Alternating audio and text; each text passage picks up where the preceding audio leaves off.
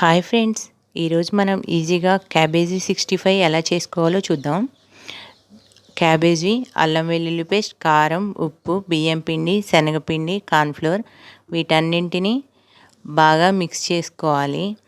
ఈ మిశ్రమాన్ని పక్కన ఉంచుకొని స్టవ్ మీద డీప్ ఫ్రైకి సరిపడా ఆయిల్ని వేడి చేసుకోవాలి. తర్వాత ఈ కలిపి ఉంచుకున్న మిశ్రమాన్ని చిన్న చిన్న పకోడీలాగా ఆయిల్లో వేసుకొని ఫ్రై చేసుకోవాలి.